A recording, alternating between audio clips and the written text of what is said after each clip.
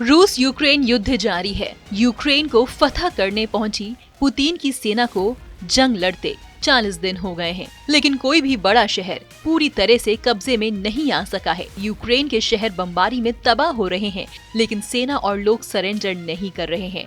युद्ध जितना लंबा खींचेगा, रूस के आम लोगों की आर्थिक मुसीबत उसी अनुपात में बढ़ती जाएगी। रूस को और रूसी लोगों को जंग की मार लंबे समय तक भुगतनी पड़ सकती है। अब सवाल उठने लगे हैं कि क्या यूक्रेन की ताकत को समझने में पुतिन के रणनीतिकारों से गलती हुई? क्या पुतिन के रणनीतिकार आर्ट ऑफ वॉर का मंत्र यूक्रेन में आजमाने में चूक गए?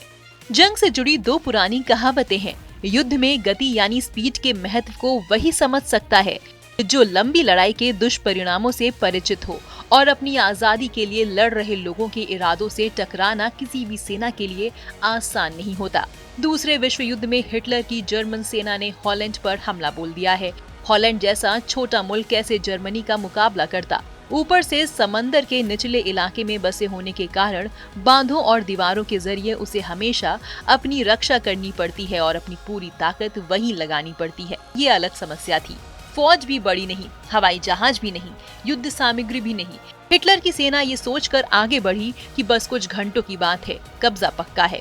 हमला हुआ तो हॉलैंड के लोगों ने सोचा कि गुलाम बनने से अच्छा है लड़ते हुए मर जाना। उन्होंने एक तरकीब निकाली कि जिस गांव पर हिटलर की सेना हमला करे, समंदर से सटी उस इलाके की दीवार तोड़ते जाओ। गांव तो डूबेगा ही, लेकिन हिटलर की सेना भी तबाह होती जाएगी। ये तरकीब कामयाब होती गई। हिटलर की सेना को भारी नुकसान उठाना पड़ा। यहाँ तक कि हिटलर को भी कहना पड़ा कि जब लोग मरने मारने का इरादा कर लें तो उनको गुलाम बनाना आसान नहीं। फिर उनकी ताकत बम, गोलों और बंदूकों से कहीं ज्यादा होती। आज रूस के राष्ट्रपति पुतिन की शक्तिशाली सेना के आगे डटे यूक्रेन के लोगों की हिम्मत कुछ इसी कहानी को दोहराती दिख रही है। यूक्रेन के राष्ट्रपति जेलेंस्की जिस तरह से रूसी हमले के सामने डटे हुए हैं, पूरी दुनिया में उनकी तारीफ हो रही है।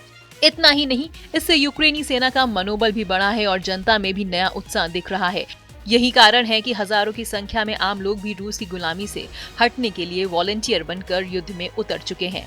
यूक्रेनी लोगों के इस जज्बे को दुनिया सलाम कर रही है। दुनिया भर से 1.5 लाख से अधिक वॉलंटियर भी जेलेंस्की की सेना के साथ मिलकर लड़ने यूक्रेन पहुंच गए हैं। इनमें कई देशों के पूर्व कमांडो और सैनिक शामिल हैं जो रूसी हमले को फेल करने के लिए मैदान में उतर गए हैं।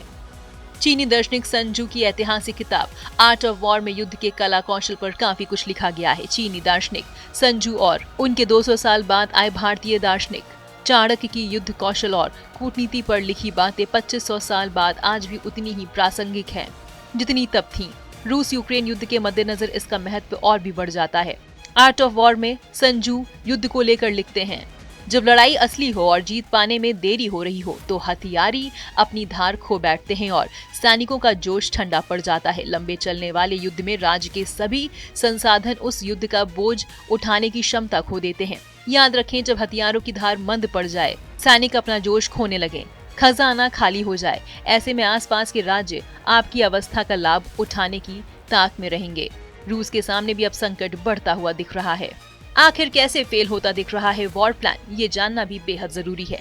यूक्रेन पर रूस ने जब 24 फरवरी को हमले शुरू किए थे तो शहरों पर और मिलिट्री अड्डों पर ताबड़तोड़ बमबारी हुई और रूसी सेना तेजी से यूक्रेन की सीमा में घुसती चली गई।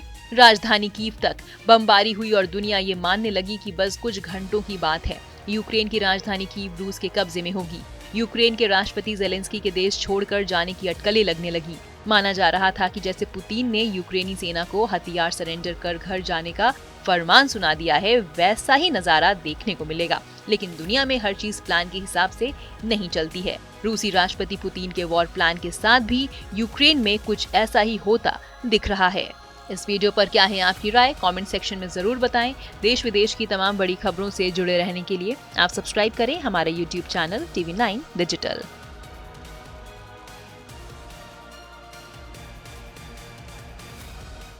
परवाह देश की, सोमवार से शुक्रवार रात 10 बजे TV9 भारतवर्ष पर।